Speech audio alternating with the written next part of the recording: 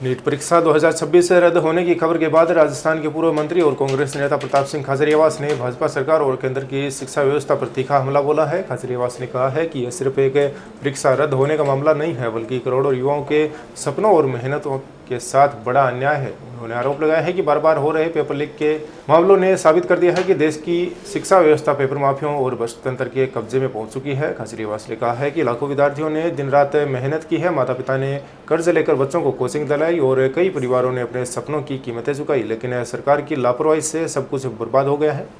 उन्होंने कहा है कि हर बार पेपर लीक के बाद बड़े दावे किए जाते हैं, लेकिन असली दोषी बच निकलते हैं और ईमानदारी जो मेहनत कर रहे छात्र परेशान होते हैं।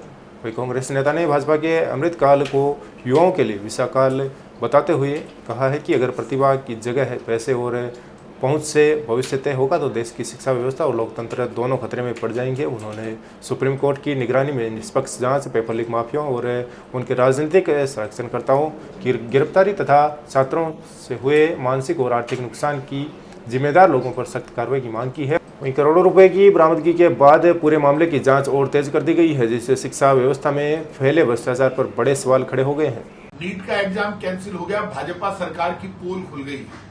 National eligibility cum entrance test Bharat सरकार द्वारा आयोजित होता, लाखों स्टूडेंट शामिल होते हैं। पिछली बार भी मामला गड़बड़ हुआ, पेपर लीक हुआ, पहले दबा दिया, इस बार दबाने की पूरी कोशिश थी। स्पेशल ऑपरेशन ग्रुप ने पहले ही कह दिया कि पेपर लीक हुआ है, हुबू हुआ है। फिर सरकार के दबाव में बार बार पुलिस अधिकारी बयान बदल रहे थे। पेपर लीक हो गया, अब आपको मानना पड़ा क्योंकि पेपर लीक हुआ है। पेपर लीक हो गया, ये इसके लिए बीजेपी की सरकार जिम्मेदार है।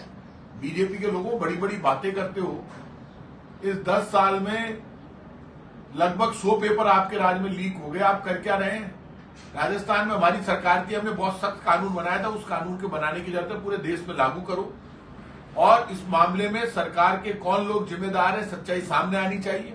पेपर लीक होने के लिए सरकार को जिम्मेदारी लेनी पड़ेगी, इसके लिए भाजपा सरकार जिम्मेदार है। नीट का पेपर नेशनल टेस्टिंग एजेंसी करवाती है, जो भारत सरकार के अंडर में आती है।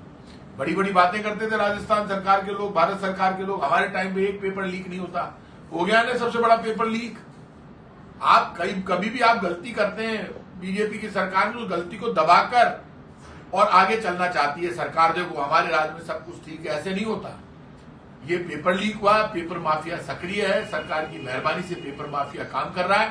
पेपर माफिया के खिलाफ सख्त से सख्त कार्रवाई करना भाजपा सरकार की जिम्मेदारी है। भाजपा सरकार में पेपर लीक हुआ है, इस पेपर लीक होने के लिए आप जिम्मेदार है। राजस्थान का कानून जो हमारे टाइम पे बना था, वो जब रीट का पेपर लीक हुआ तब हमने पेपर कैंसिल किया, आरपीएससी के सदस्यों को गिरफ्तार किया।